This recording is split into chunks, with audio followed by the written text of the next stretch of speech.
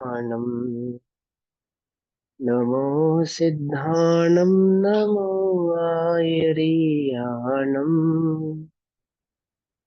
नमो उज्झायाणं नमो लोये सवसाहुणम्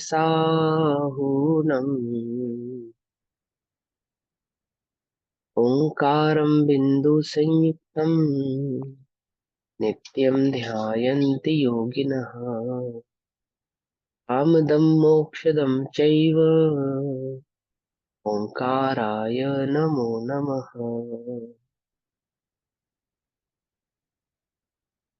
मङ्गलं भगवान् वीरो मङ्गलं गौतमोऽगणि मङ्गलं कुन्दकुन्दार्द्यो जैनधर्मोऽस्तु मङ्गलम् सर्वमङ्गलमाङ्गल्यं सर्वकल्याणकारकम् प्रधानां सर्वधर्माणां जैनं जयतु शासनम्।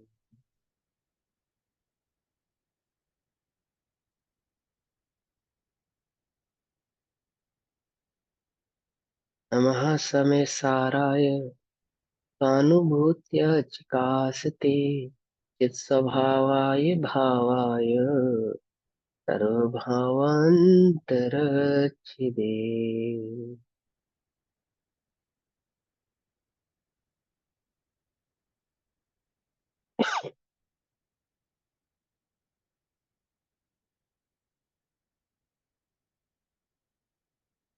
कक्षा शुरू करने से पहले अभी जो प्रश्न पूछा था ना, उसमें एक बात और मैं आपको बताता हूँ।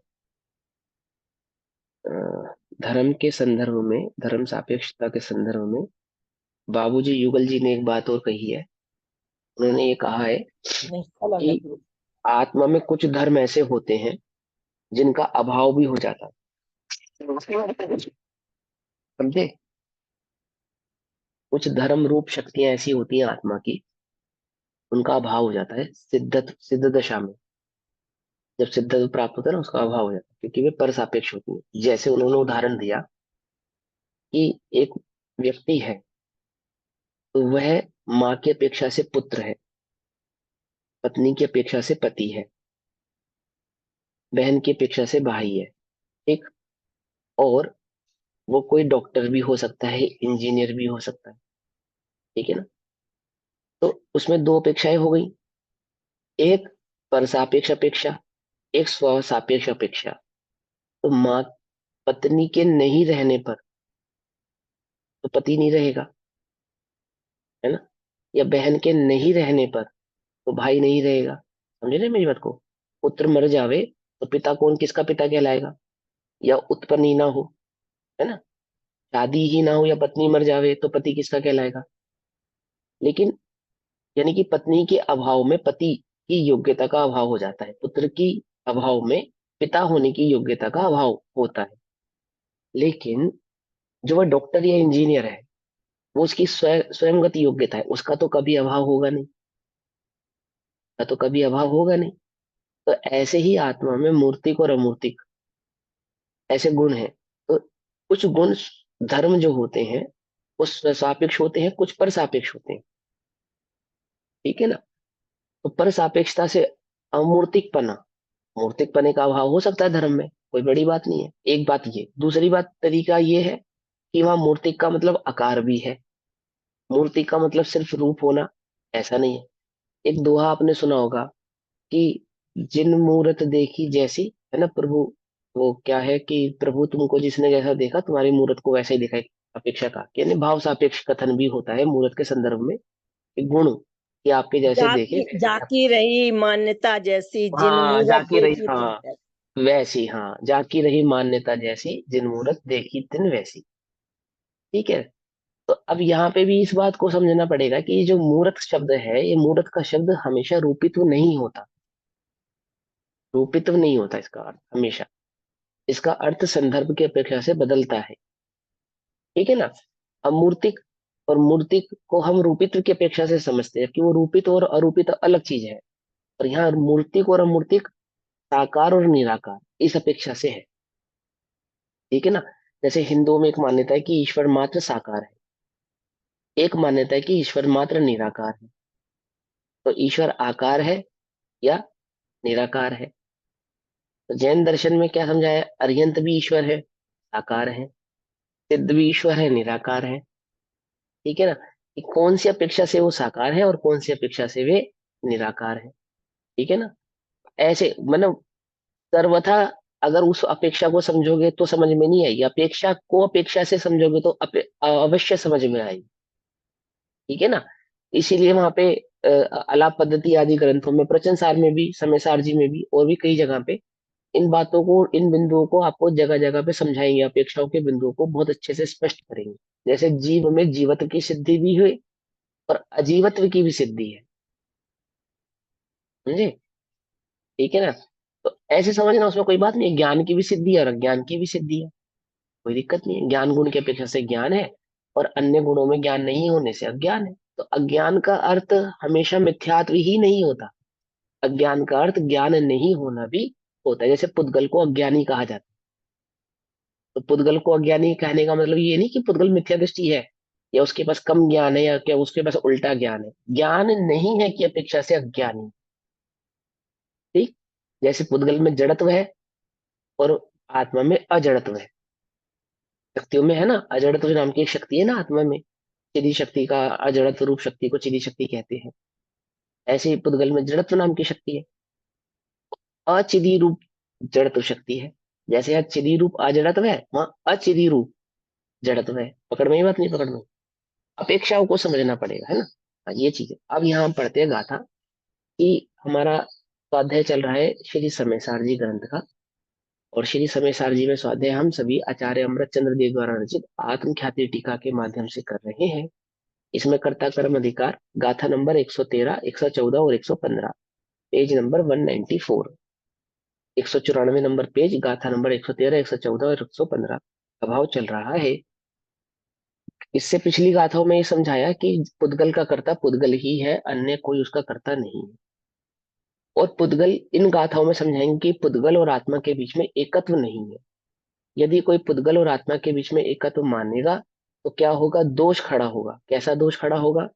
कि एक द्रव्य का अभाव हो जाएगा। उस भाव को यहाँ पे समझा रहे हैं। गाथा पाठ करेंगे। गाथा पाठ करने से एक चीज और समझो, एक शब्द होता है अनन्य। क्या शब्द है? अनन्य। अनन्य का अर्थ क्या होता है? अन्य नहीं होना, यानी एकत्व का एक दूसरा नाम है अनन्य। जैसे निश्चय का एक दूसरा नाम है खलु, वास्तव। ऐसे ही एकत्व का एक दूसरा नाम है अनन्य। क्या नाम है? अनन्य। है ना? म्यूट रहने दो, बोलो सब एक बार, क्या है नाम? अनन्य। अनन्य। अनन्य। हाँ म्यूट रहने दो, हाँ म्यूट ही रहने दो। खुला अनन्य। छूट जाता है लोगों का, अनम्यूट होना रह जाता है। दीदी म्यूट कर लो आप भी, है ना? आप कह रहे हो अभी अनम्यूट रहने दो, इसलिए मैंने अनम्यूट कर नहीं दिया। नहीं सॉरी, अब मेरी थोड़ी तबीयत ऐसी है, हो सकता है मैं म्यूट अनम्यूट में गड़बड़ कर गया हूँ। ठीक है, म्यूट ही रहने दो। अब सुनो ध्यान से। तो एकत्व कहे या अनन्यत्व कहे, एक ही बात है, कंफ्यूज नहीं होना। ठीक है ना? कोई कंफ्यूजन तो नहीं होगा ना? अब तुम्हें ये बात समझ में आएगी ना, तो अब गाथा का भाव अच्छे से समझ में आएगा। जब हम अनन्यत्व कहेंगे तो दैट मीन्स हम क्या कह रहे हैं? एकत्व कह रहे हैं। ठीक? एक पने की बात को अनन्यत्व, अन्य नहीं होना। जह जीवस्य अनन उगो, को वितः जदि अनन्नौ, जीवस्सा जीवस्य येय, एवं ननन्नतम् आवण्णम्, एवमिह जो दो जीवो, तो चैव दो नियमदो ताः जीवो, अयमित् अयमेयत्तै दोषो पच्चैर्नो कम्म कम्माणम्, अहदे अनन्नकोः अननुव ओगपगौ हवदि चेदा, जह को होतः पच्चम कम्मम नो कम्मम वै अनन्नम। जह जैसे जीवस्य जीव के अनन्य ओगो उपयोग अनन्य है। क्या मतलब हुआ कि जीव का उपयोग से एकत्व है, यानी कि जीव का उपयोग स्वभाव है। ठीक है। जह जैसे जीवस्य जीव के अनन्य ओगो उपयोग अनन्य है। को हो क्रोध भी क्रोध भी तह यदि उसी प्रकार, तह माने उसी प्रकार, यदि यदि अनन्यो अनन्य हो जाए, जिस प्रकार उपयोग जीव का स्वभाव है, जिस प्रकार उपयोग से जीव का एकत्व है, या यूं कहे जिस प्रकार उपयोग जीव से अनन्य है, यदि क्रोध भी उसी प्रकार अनन्य हो जाए। अनन्य हो जाए दैट मीन्स एकत्व हो जाए या उसका स्वभाव हो जाए। जीवस्य जीवस्य जीवस्सा जीवस्य अर्थात जीव और अजीव के, यदि ऐसा होगा तो क्या होगा, जीव और अजीव के या के एवं इस तरह ननन्न मत मावणम एकत्व प्राप्त होगा। क्या कह रहे हैं, यदि उनके बीच में अनन्यत्व हो जाएगा, किसके बीच में, आत्मा के और क्रोध के बीच में, तो जीव और अजीव के बीच में एकत्व हो जाएगा, अनन्यत्व हो जाएगा, यानी क्रोध जीव का स्वभाव बन जाएगा। जिस प्रकार उपयोग जीव का स्वभाव है, उपयोग जीव का लक्षण है, उसी प्रकार क्रोध भी जीव का स्वभाव बन जाएगा, क्रोध भी जीव का लक्षण बन जाएगा। बोलो भैया, जीव को क्रोध से पहचानेंगे तो जीव समझ में आएगा, क्योंकि क्रोध का तो अभाव हो जाता है और जीव का सदैव सद्भाव रहता है ना। थोड़ा तो रहता होगा क्रोध, हल्का फुल्का, जैसे मारीच और आदिनाथ भगवान का क्या कर रहे हैं, विरोध कर रहे हैं, है ना। और मात्र कोरा विरोध कर रहा है ऐसा नहीं, उनके अगेंस्ट 363 मतों की रचना भी कर रहा है। कर रहा है नहीं कर रहा है। और बताओ मारीच के मत कैसे थे, मारीच के मत ऐसे ही ऐसे नहीं थे, हल्के हल्के टक्कर लेने वाले मत थे मारीच के। भगवान के स्यादवादमय धर्म के प्रत्येक स्यादवाद भाव को पकड़ के उसने एक मत की रचना की। क्या समझ में नहीं समझे, जैसे सप्त क्या होते हैं, भंग, सप्त भंग होते हैं, तो प्रत्येक सप्त भंग के संदर्भ में एक धर्म की रचना की, और उन भंगों में भी कई कई प्रकार के भाव के अपेक्षा से धर्मों की रचना की। जैसे एक धर्म सांख्य मत है, तो सांख्य मत जिस मान्यता को मानता है तो उसकी मान्यता गलत नहीं है, अधूरी है। मीमांसक मत जिस जिस मान्यता को मानता है उसकी मान्यता गलत नहीं है, अधूरी है। क्या कह रहे हैं, बात समझ रहे हैं। वो जिस जिस मान्यता के साथ वह सर्वथा है, जैन दर्शन उस मान्यता के साथ अपेक्षाकृत है, समझे। तो उसने माना, लेकिन भगवान को क्रोध आया या नहीं आया, थोड़ा बहुत तो आया होगा, हल्का फुल्का, जरा वरा सा तो आ जाना चाहिए।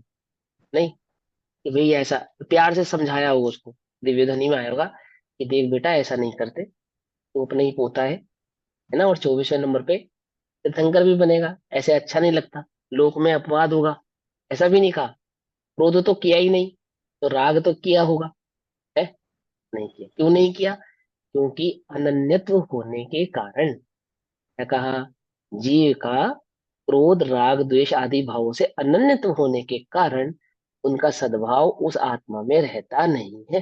कब नहीं रहता, तो केवल ज्ञान आदि गुण प्रकट होने पर, उनका सर्वथा अभाव होने पर फिर उनका सद्भाव रहता नहीं है। ठीक है ना। अपने अपने यहाँ तो भगवान आशीर्वाद नहीं देते प्रसन्न होकर, और नाराज होकर क्या नहीं करते, क्रोध नहीं करते, है ना, अपने भगवान नहीं करते। अन्य अन्य जन तो करते हैं ना, अन्य जन तो करते हैं ना, क्रोध भी करते हैं और राग भी करते हैं। कर सकते हैं या नहीं कर सकते हैं, समझो ध्यान से, नींद में हो क्या, पानी पीकर बैठो भैया, क्या पूछ रहे हो आपसे, कि अपने भगवान तो पूजा करने वाले पर राग नहीं करते, और मिथ्या भाषण करने पर अगेंस्ट रहने वाले पर द्वेष नहीं करते। अन्य जन के भगवान तो करते हैं, राग भी करते हैं, द्वेष भी करते हैं, तो क्या वे राग द्वेष कर सकते हैं। हाँ, समय सार्थक उत्तर समझे आप, आई बस समझ में क्या पूछ रहे हैं हम आपसे, अनन्य होने के कारण, समझे, वो जीव का स्वभाव। वे राग द्वेष करते हुए भाषित होते हुए भी वास्तव में तो राग द्वेष के कर्ता नहीं है। नहीं है, हम तो है, हम तो है। नहीं क्यों? भाषित तो होते हैं, कोई बात नहीं, उल्टा नहीं पकड़ना। लेकिन स्वभाव से देखा जाए तो नहीं है। नहीं है, क्या कहते हैं, जीवा जीवस्य या एवं नमत्तमावणम, एकत्व होने के कारण जीव और जीव का क्या हो जाएगा, एकत्व हो जाएगा। एकत्व हो जाने से क्या होगा, अगली गाथा में कहते हैं एवं मिहि, ऐसा आवन होने क्या से, मतलब हुआ? ऐसा होने एवं से, एवं मिहि, एवं मैं, इस प्रकार हो जाने का कारण, एवं मैं माने उस रूप जो हमने पिछली गाथा में कहा ये है। लास्ट शब्द का अर्थ एवं अनन्त अनंतम हाँ अच्छा, मावनम, एवं, अच्छा, इसका अर्थ नहीं आया। एवं, एवं माने इस तरह, ननन्नमत्तमावणम, अनन्य, अनन्य, तो ननन्न, माँ आ गया ना, माँ में आ का क्या हो गया, संधि हो गई, माँ में आ की संधि हो गई। तो हम्म, इस तरह का जो माँ है, एवं का जो माँ है, और अनन्नत, अनन्नत का जो आ है वो माँ में संधि हो गया। तो क्या बन गया, एवं ननन्न मत्तमावणम, अनन्यत्वपना हो जाएगा। इस प्रकार अनन्यत्वपना हो जाएगा। इस प्रकार यदि हमने क्रोध को जीव का उपयोग की तरह अनन्यत्व भाव माना, तो जीव और अजीव के बीच में इस तरह मानने पर अनन्यत्वपना, एकत्वपना सिद्ध हो जाए। और यदि ऐसा हो गया तो एवमिह, यदि ऐसा हो गया, ऐसा होने से जो, और दो माने और होता है, जो जीव जीव है तो वही चैव दू, नियम दो, तो वही जीव नियम से, तहा जीवो, वैसे ही अजीव होगा, जैसा जीव है नियम से वैसा ही अजीव हो जाएगा। क्योंकि उपयोग उसका लक्षण हो जाएगा ना। ज्ञान कहो चाहे आत्मा कहो, एक ही बात है, एक ही बात है ना। आत्मा ही ज्ञान है, ज्ञान ही आत्मा है, तो क्या हो जाएगा, क्रोध ही आत्मा है, आत्मा ही क्रोध होगा। फिर क्या होगा कि जीव ही अजीव है और अजीव ही जीव हो जाएगा। अय में, अय में तय, ऐसे दोनों एक होने से, इस प्रकार से दोनों का एकमेकपना हो जाने से, अय, अय में यत्तय, इस प्रकार हो जाने से, एकमेक हो जाने से दोष हो, दोष प्राप्त होगा। कौन सा दोष प्राप्त होगा, कि पच्चय, पच्चय अर्थात प्रत्यय, प्रत्यय यानी कि कर्म, कर्म बंध के जो कारण पिछली गाथाओं में पढ़े ना, प्रत्यय पच्चय, नो कम्म कम्माणम, प्रत्यय कर्म और नो कर्म, ये सभी क्या हो जाएंगे, जीव के लक्षण बन जाएंगे। नो कर्म भी जीव का मानना पड़ेगा, कर्म भी जीव का मानना पड़ेगा, और प्रत्यय आदि भावों को भी जीव का मानना पड़ेगा। यानी कि मिथ्यात, अवृत्ति, बंध, कषाय और योग सभी जीव के लक्षण हो जाएंगे। आहदय अनन्नव, अब ये सब अन्य है। आहदे अनन्नव, अब ये सब क्या है, अन्य है। अन्नव, अनन्नव मतलब अन्य है। एक था अनन्य, अनन्य, और यहाँ पे अन्नव, अन्नव मतलब अन्य। कोह, कौन कौन से, क्रोध, उपभोग, उपगौ, उपयोग स्वरूप, हवदी, हो तो, अवधि माने हो तो, अब इस प्रकार अन्य है क्रोध, उपयोग स्वरूप, हो तो चेदा, चेदा माने चेतना, आत्मा, जहां जैसे ओहो क्रोध है, तह उसी प्रकार। अब हम क्या कह रहे हैं कि ये दोष आएगा ना, दूसरी गाथा में क्या कहा, यदि हम एकत्व मानेंगे तो दोष आएगा। क्या दोष आएगा, कि आत्मा और अचेतना यानी अजीव और जीव एक हो जाएंगे। अब तुम ये दोष तो स्वीकार करोगे नहीं, जीव और अजीव का एकत्व पने का। तो हमें ये मानना ही पड़ेगा कि क्रोध जीव का स्वभाव नहीं है, या क्रोध जीव का एकत्वपना नहीं है ना, ये मानना ही पड़ेगा। तो इसी प्रकार जैसे क्रोध आत्मा का स्वभाव नहीं है, उसके साथ उसका एकत्व नहीं है, जह को हो जैसे क्रोध, तह उसी प्रकार, जैसे क्रोध के साथ एकत्व नहीं है उसी प्रकार। पच्चय यानी प्रत्यक, कम्मम यानी कर्म, नो कम्मम भी अनन्नम, नो कर्म भी अन्य है। जिस प्रकार क्रोध अन्य है, उसी प्रकार कर्म, नो कर्म, प्रत्यय आदि भाव भी अन्य होंगे। ठीक है ना। अब इसका हिंदी भाव पढ़ते हैं। उपयोग ज्यों ही अनन्य जीव का, जिस प्रकार उपयोग जीव से अनन्य है।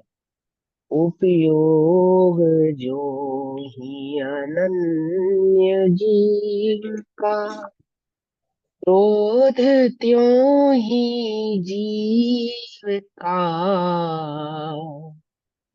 दुख दोष आए जीव त्यों ही, अजीव के एकत्व का। यो जगत में जो जीव वे ही, अजीव भी निश्चय हुए। नो कर्म प्रत्यय कर्म के, एकत्व में भी दोष ये। जो क्रोध यो है अन्य जीव, उपयोगात्मक अन्य है। तो क्रोधवत नु कर्म प्रत्यय, कर्म भी सब अन्य है। एक बार समझ में है ना, एकदम सिंपल है। अब इसको गाथार्थ को पढ़ते हैं। यथा जैसे, जीवस्य जीव के, उपयोग उपयोग, अनन्य अनन्य अर्थात एक रूप है। एक रूप है यानी एकत्व है, स्वभाव है ना। तथा उसी प्रकार यदि क्रोध भी अनन्य हो तो, यदि क्रोध को भी जीव का लक्षण माना जाए, स्वभाव माना जाए, है ना, उसको उपयोग की भांति जीव का माना जाए, एवं इस प्रकार जीवस्य जीव के और अजीव के अनन्यत्वम, अनन्यत्व यानी एक पना आ गया, आपन्नम आ जाएगा, दोष आ जाएगा, एकत्वपना हो जाएगा। एवं च और ऐसा होने पर, यह इस जगत में, यह तू जो जीव है, इस जगत में जो जीव है, तह एवं तू वही नियमतः नियम से उसी प्रकार अजीव अजीव भी सिद्ध होगा, एकत्व होने के कारण। ठीक, क्योंकि क्रोध का कर्ता कौन है? पुद्गल है।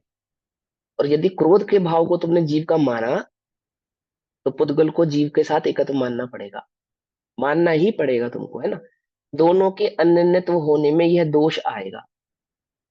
प्रत्यय नो कर्म, कर्मणा कर्मा कर्म कर्म नाम, प्रत्यय नो कर्म और कर्म के एकत्व में अर्थात अनन्यत्व में भी अयम दोषा, यही दोष आता है, यही दोष आएगा।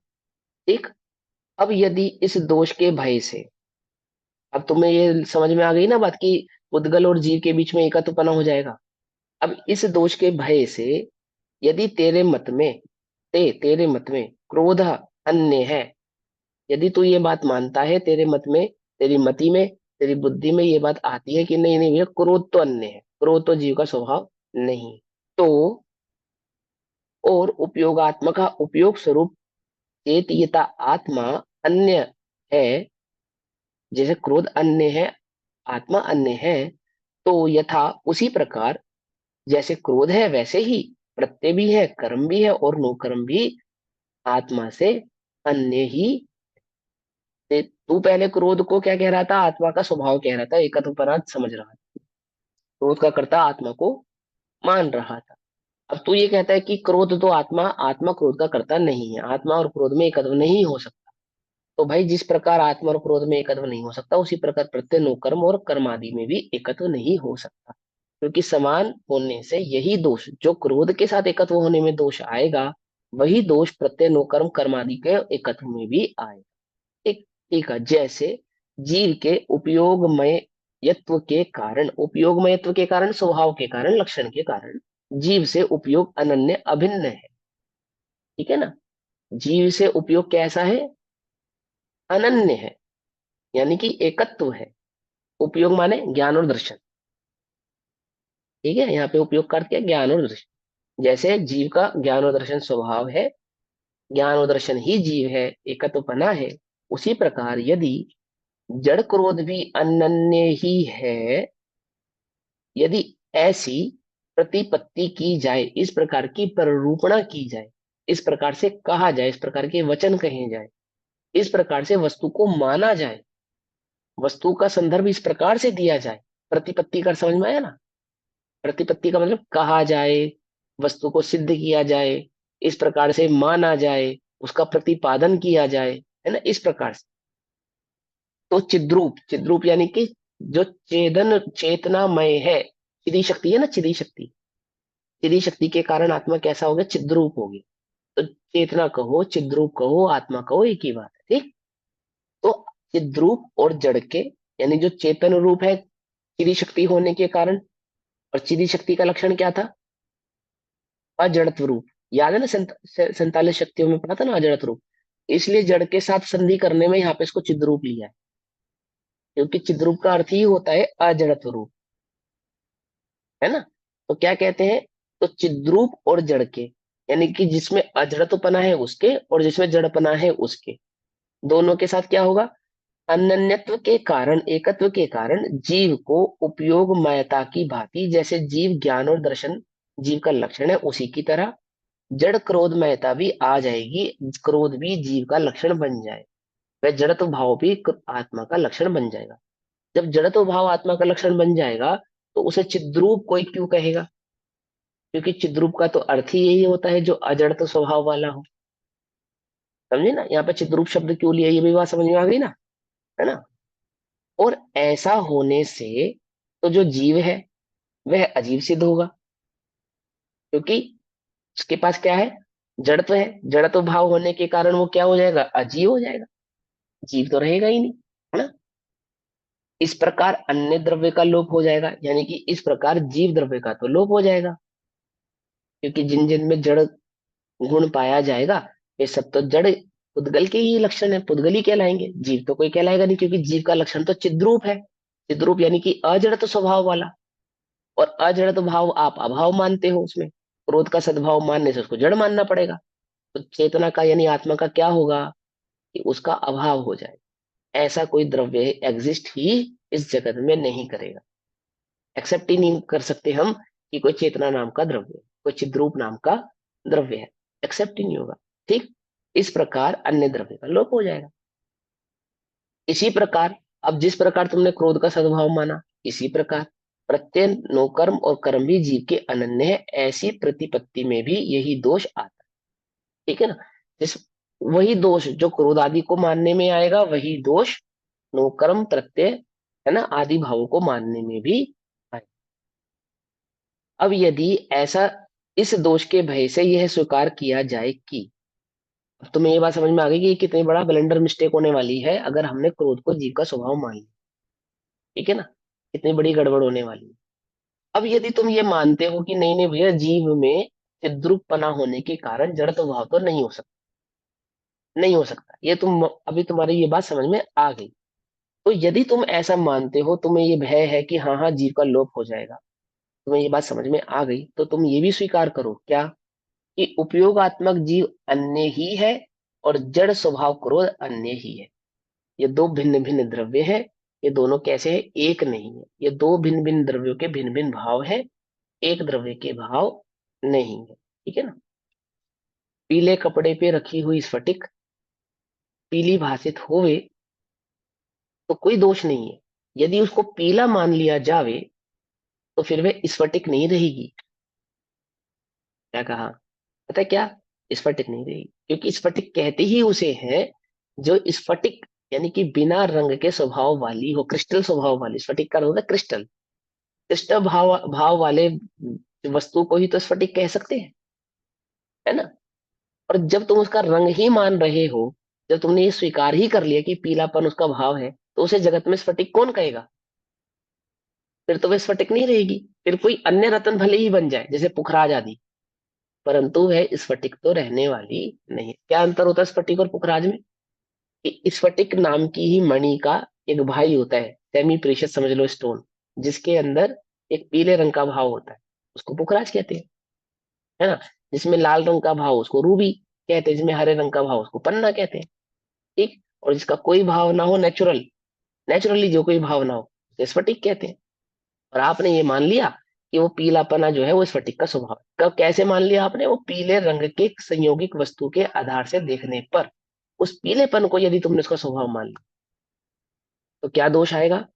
कि स्फटिक का अभाव हो जाएगा। इसी प्रकार क्रोधादिक भावों का संयोगिक भाव आत्मा में देखने पर आत्मा को यदि तुमने क्रोधी मान लिया, क्रोध को आत्मा का स्वभाव मान लिया, क्रोध से आत्मा का अनन्यत्व मान लिया, तो क्या क्या हो जाएगा? कि आत्मा को जड़त्व का स्वभाव होने के कारण चिद्रूप आत्मा का ही अभाव हो जाएगा, आत्मा का ही अभाव हो जाएगा। फिर तो वह कोई अन्य वस्तु यानी कि पुद्गल वस्तु तो स्वीकार की जाएगी, परंतु चेतन वस्तु तो वह स्वीकार की जाएगी नहीं। पकड़ में ही बात है ना? हल्दी पीली होती है लाल होती है? पीली होती है, पक्का ना? लाल क्या होती है? वही कुछ भी हो सकता है, लाल सुपारी हो सकती है, अन्य अन्य वस्तु हो सकती है, परंतु हल्दी तो लाल होती ही नहीं है ना। अब हल्दी यानी हल्दी से पीलेपन का क्या है? अनन्यत्वपना है। हल्दी होगी तो पीली ही होगी, है ना? ऐसा ना, हो सकता है कोई सफेद लाल भी होती है, आजकल तो पता नहीं क्या क्या हो सकता है, ब्रीड है, उद्गल के भेद है, पर मैं एक उदाहरण के तौर पे समझा। यदि कोई कहे कि हल्दी है और लाल है तो हम उसे हल्दी स्वीकारेंगे नहीं, ऐसा है ना। हम उसे अर्जुन की छाल मान लेंगे, हम उसे दालचीनी मान लेंगे, हम उसे अन्य अन्य कुछ बात मान लेंगे, परंतु हम उसे हल्दी नहीं स्वीकारेंगे। क्यों? क्योंकि हल्दी के साथ पीलेपन का क्या है? अनन्य तो भाव है।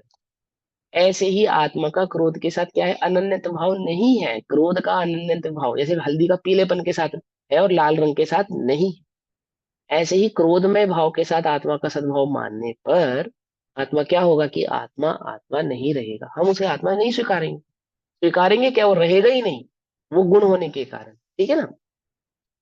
तो क्या कहते हैं? जड़ स्वभाव क्रोध अन्य ही है, ये मानना, ये बात अपने आप ही सिद्ध हो जाती है। तो जैसे उपयोगात्मक जीव के यानी ज्ञान दर्शन लक्षण वाले जीव के जड़ स्वभाव क्रोध अन्य है ना। ज्ञान दर्शन वाले चीज जीव को क्रोध करते हुए देखने पर भी क्या कहा? क्रोध उसका स्वभाव नहीं, क्रोध अन्य है। उसी प्रकार प्रत्यय नोकर्म और कर्म भी अन्य ही है, ऐसा जानना। प्रत्यय माने बंद के पांच जो चार कारण कहे, और फिर नोकर्म और कर्म। प्रत्यय क्या है? बंद के जो चार कारण है उनको प्रत्यय कहते हैं। मिथ्यात, अवृति, कषाय और योग, इनको प्रत्यय कहते हैं। ठीक। और क्या कहा? नौकर्म और कर्म भी अन्य ही है, ऐसा जानना। क्योंकि उनके जड़ स्वभावत्व में अंतर नहीं है। किनके जड़ स्वभावत्व में अंतर नहीं है? क्रोध के, प्रत्यय के, नौकर्म के और कर्म के, इन सभी का स्वभाव कैसा है? जड़त्व वाला है। भैया यहाँ पे हाँ, प्रत्यय को हम भाव कर्म, नौकर्म और द्रव्य कर्म ऐसे भी ले सकते हैं, तीनों ही आ गए हाँ फिर ऐसे यहाँ। अपेक्षा से कह सकते हैं। हाँ बिल्कुल कह सकते हैं, भाव कर्म ही है, उन्हीं के भेद है। लेकिन यहाँ पे जिस शैली में बात चल रही है तो हम उसी शैली में कहेंगे और समझेंगे। ठीक है ना? मिथ्यात्व, अवृत्ति, कषाय और योग की शैली में ये बात चल रही है। यूं तो नो कर्म को योग कहा जा सकता है, तो कोई बात ही नहीं है। ठीक है ना? लेकिन जिस शैली में ये बात चल रही है उस शैली में, तो प्रत्यय नो कर्म और कर्म भी अन्य ही है, यानी कि शरीर भी, आठ कर्म भी, और आठ कर्मों के बंध के कारण भी। ठीक। क्योंकि उनके जड़ स्वभावत में अंतर नहीं है, यानी कि सभी का स्वभाव समान है ना। अभी पिछली गाथाओं में सिद्ध किया था ना कि वो पुद्गल के ही भेद है। एक पुद्गल द्रव्य है, उसी के चार भेद है, उसी के 13 गुण स्थान आदि भेद है ना। और हमने करंडन योग में भी इस बात को पढ़ा ना, या नहीं पढ़ा? बोलो। पुद्गल की ये जो वर्गणाएं हैं, कितने प्रकार की वर्गणाएं होती हैं? है ना? तेरह, वो उन 13 प्रकार की 23 वर्गणाओं, ऐसे कुछ 23 होती है। 23 23 13, हाँ 23 प्रकार की वर्गणाओं में पौद्गलिक वर्गणा वो के ही तो भेद है। कर्म वर्गणा, है ना, आहार वर्गणा, तेजस वर्गणा, है ना, और ये शरीर आदि की जो नौकर्म नौकर्म वर्ग आदि का। की आहारक आहारक आदि वर्गणाएं हो गई, और इसमें जो देव आदि के शरीर हो गए उनके, और हमारा जो औदारिक आदि शरीर हो गया इनकी, ये सभी वर्गणाएं किसकी हैं? पुद्गल की है। पुद्गल की वर्गणाएं किससे निर्मित होंगी? मिट्टी का घड़ा किससे निर्मित होगा? मिट्टी से निर्मित होगा, है ना। सोने का कुंडल सोने से निर्मित होगा। ऐसे ही पौद्गलिक कर्म, पौद्गलिक वर्गणाएं पुद्गल से ही निर्मित होंगी। इसको तो करना योग भी सिद्ध कर रहा है, ऐसा तो नहीं कि खाली समय सार ने सिद्ध किया हो। तो पुद्गल का निर्मित होने से उनके अंदर किसका स्वभाव भाव पाया जाने वाला है? कि उनके अंदर तो पुद्गल का ही भाव स्वभाव पाया जाने वाला है। और यदि हम उनको जीव का मानेंगे तो क्या दोष आएगा? कि जीव का अभाव हो जाएगा। और अब जीव का अभाव नहीं होना है इस भय से यदि तुम क्रोधादि भावों को जीव का नहीं मानते हो, तो उसी प्रकार प्रत्यय आदि कर्म कर्म भी जीव का स्वभाव नहीं है। ठीक है, ये मानो, क्योंकि उनके जड़ स्वभाव में कोई अंतर नहीं, वे सभी जड़ स्वभाव वाले हैं, एक ही स्वभाव वाले। अर्थात जैसे क्रोध जड़ है, उसी प्रकार प्रत्यय कर्म और कर्म भी जड़ है। ठीक है ना। मिट्टी की प्लेट भी मिट्टी है, मिट्टी की कटोरी भी मिट्टी है, मिट्टी की सुराही भी मिट्टी है, और मिट्टी का घड़ा भी मिट्टी है। मात्र मिट्टी मिट्टी मिट्टी मिट्टी ही। ठीक है। जैसे तुम्हें सोने का 1 किलो का कंगन और सोने का आधा किलो का हार, क्या लोगे तुम, क्या पसंद है तुम्हें? कंगन 1 किलो का, हार आधा किलो का। उल्टा हो गया, लेकिन चलो कोई बात नहीं। कंगन 1 किलो का देंगे और हार आधा किलो का देंगे, क्या चाहिए तुम्हें, हार चाहिए कंगन चाहिए? है कि हमें तो 1 किलो चाहिए। हार या कंगन नहीं चाहिए, क्या समझे? तुम तो हार के रूप में दो या कंगन के रूप में दो, हमें तो 1 किलो क्यों? समझे नहीं समझे? वो कंगन और सोने, हार में क्या है, सोना है, स्वर्ण। स्वर्ण की जिस पे दृष्टि है वो किलो के आधार से लेगा ना, उसको आधा किलो का क्यों लेगा? ऐसे ही मिट्टी की प्लेट, मिट्टी की सुराही आदि आदि, समझ में, वो सब मिट्टी ही है, मिट्टी ही है। तुम्हें क्या पसंद आया, कंगन पसंद आया, हार पसंद आया? कि पसंद तो भले ही हमें हार आया है, पर चाहिए हमें जब फ्री में मिल रहा है तो कंगन। नहीं, दोनों ही फ्री में मिलेंगे, भले ही दोनों फ्री में मिल रहे हैं। पसंद क्या आया कि सुंदर तो हार लग रहा है, चाहिए क्या, चाहिए कंगन, है ना? क्योंकि सोना तो, है ना, सोना सोने पे दृष्टि है, ऐसे मिट्टी मिट्टी है। ऐसे आचार्यों की किस पे दृष्टि है, आह, चेतना पे दृष्टि होने के कारण जो भाव चेतना के नहीं है वे सब उन्हें जड़ जड़ ही तो है। ये क्रोध आदि भाव क्या है, जड़ है, कुछ नहीं। कैसे जड़ है? जैसा रुपया पैसा जड़ है, जैसा शरीर जड़ है, ऐसे ही ये क्रोध आदि भाव जड़ है। ये प्रत्यय आदि नोकर्म आदि क्या है, जड़ है, जड़ तो भाव वाले। इस प्रकार जीव और प्रत्यय में एकत्व नहीं है, एकत्व नहीं। अब तुम्हें अनुभव किसका करना है, एकत्व का अनुभव करना है या परत्व भाव का अनुभव करना है? एकत्व भाव का अनुभव कर रहे हैं ना। हाँ। तो जब तुम क्रोध का अनुभव करते हो निज या पर में, तो तुम जड़ का अनुभव करते हो। क्या तुम्हारे क्रोध की पूर्ति नहीं हो पाती जब, तो तुम क्या गलती कर रहे हो, एक तो क्रोध में एकत्वपना कि मेरा क्रोध, और फिर उसकी पूर्ति का उपाय, तो क्या है ये? यही तो मिथ्यात्व है। ऐसे क्रोध मान माया लोभ आदि सभी भावों में लगाओ, आठ कर्म आदि बंध के कारणों में, सभी कारणों में लगाओ, किसका अनुभव करते हो? यदि तुम पर का अनुभव करते हो तो जड़ को और आत्मा को एकत्व भाव से अनुभवते हो, जबकि दोनों में कैसा है, अन्यत्वपना है, अनन्यत्वपना नहीं है। ठीक, अन्यत्वपना है यानी दोनों अन्य अन्य है, अनन्य तो नहीं है, यानी एक रूप नहीं है। भावार्थ मिथ्यात्व आदि आश्रम तो जड़ स्वभाव है ना। सॉरी भैया, मिथ्यात्व आदि आश्रम तो जड़ स्वभाव है, और जीव चेतन स्वभाव है। ठीक है ना, चिद्रूप है। यदि जड़ और चेतन एक हो जाए तो भिन्न द्रव्य के लोप होने का महादोष आता है, यानी कि या तो चेतना का लोप हो जाएगा और या तो पुद्गल का लोप हो जाएगा। क्योंकि हम जड़त्व का भाव जीव में मान रहे हैं, तो जीव का ही लोप होगा। ठीक है ना, लोप हो जाएगा। इसलिए निश्चय नय का यह सिद्धांत है कि, अब निश्चय नय का सिद्धांत है का मतलब समझना पड़ेगा कि वस्तु का स्वभाव तो यह है कि, वस्तु का स्वरूप तो यह है कि, कंफ्यूज नहीं हो रहा, निश्चय नय से तो आत्मा क्या क्रोध आदि भावों का कर्ता नहीं है, व्यवहार आदि से कर्ता कहते हैं, व्यवहार से कर्ता होता नहीं है ना। कहने को ही होना कह भी दिया जाए तो कोई दोष नहीं है बात को, लेकिन तुम्हारी बात में जागृति रहे उसके लिए कह रहा हूं मैं ये बात, कि व्यवहार से पर का कर्ता कहते हैं, क्रोधी कह देते हैं, क्रोध है नहीं।